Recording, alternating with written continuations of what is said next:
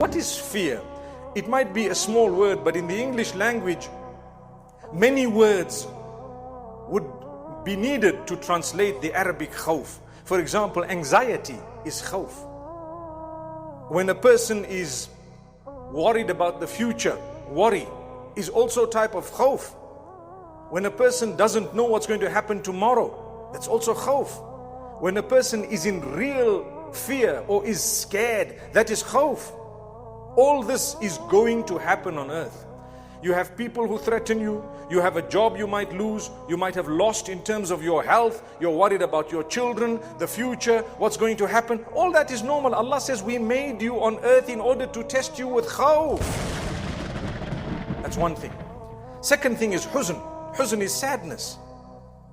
When Allah describes Jannah, He always says, فَلَا خَوْفٌ عَلَيْهِمْ وَلَا هُمْ يَحْزَنُونَ. They will have no reason to be sad or to fear, either one of them. Why does Allah say no fear, no sadness? Because it proves that in this world there will be fear and there will be sadness.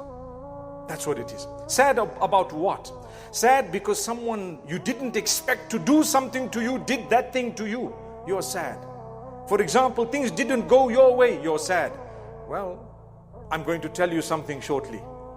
When Allah Almighty is worshipped alone and you understand He is in charge, your sadness goes away. Because you know, Allah did it, there must be some khair in this. There must be some goodness in this. I lost everything, there is goodness. I lost a limb, there is goodness. I lost my life, there is goodness.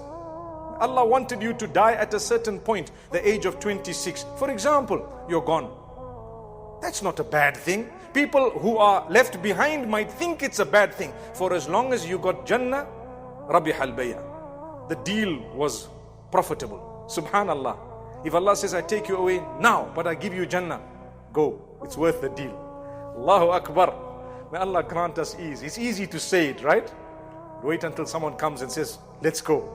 It's not going to happen that way. But when Malakul Maut comes, when the angel of death comes, you can't tell him, 2 minutes, I'm coming. No, not at all. So khawf and huzn, these are two things. Like I said, Allah tells us in Jannah, there's no khawf, no huzn. There is no fear, there is no sadness. In this world, there will be fear and sadness. But when you worship Allah, Allah will take away sadness and worry, fear, even in this world.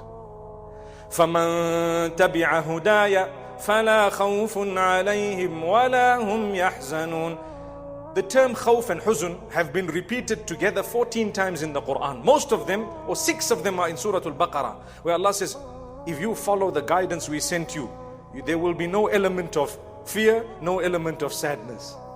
Wow. Why? Because why should I worry? I laid my trust in Allah totally. I tried my best. I'm a good person. I worship Allah. I don't maltreat people. I don't cheat and deceive. I don't backstab people. Today, the backstabbing on earth is such that it will create fear in you. When you backstab someone and you harm someone thinking it will benefit you, in actual fact, it will create khawf and huzn in you, long term and short term. Remember this. If you are suffering with fear and sadness, something is wrong in either your relationship with Allah or how you have treated the fellow creatures of Allah.